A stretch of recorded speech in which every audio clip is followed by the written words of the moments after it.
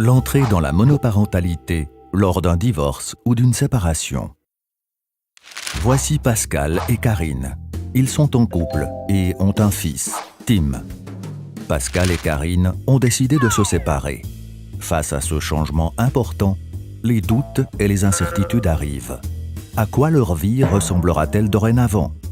Et comment rester des parents bienveillants une fois séparés? Parmi les amis de Tim, certains connaissent sa situation car ils ont également des parents séparés ou divorcés. Thomas et Clara vivent avec leur mère. Elle travaille à temps partiel et leur père à 100%. Thomas et Clara le voient 2 week-ends par mois et partent en vacances avec lui. Alice et Léa vivent aussi chez leur mère. Elles cumulent 2 emplois à temps variable pour parvenir à subvenir aux besoins de ses enfants. Leur père vit à l'étranger. Après avoir grandi chez sa mère, Sophie a récemment déménagé chez son père car elle étudie tout près de chez lui. Sa mère a ainsi pu augmenter son temps de travail. Quant à Alex, il a 2 maisons. Il se rend chez son père 1 jour et 1 nuit par semaine et vit chez sa mère le reste du temps. Elle s'est d'ailleurs remariée et Alex a une demi-sœur depuis peu. Pour la famille de Tim, comme pour toutes ses autres familles, le processus de séparation peut être au début difficile et conflictuel. Il est rarement linéaire et il n'existe pas de solution définie.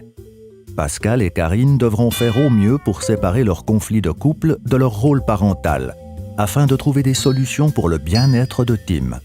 Une aide extérieure est souvent la bienvenue.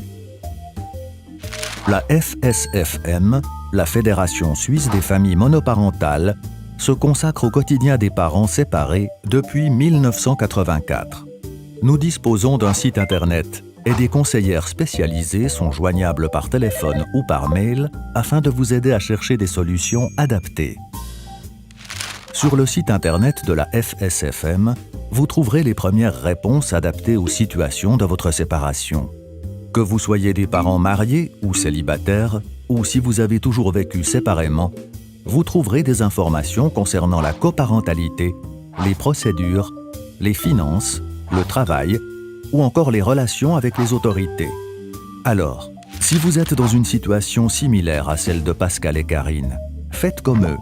Cherchez des réponses qui vous permettent de rester des parents attentifs aux besoins de vos enfants. Si nécessaire, consultez notre site internet ou prenez contact avec nous. Les enfants d'abord. Être parent seul devient plus facile.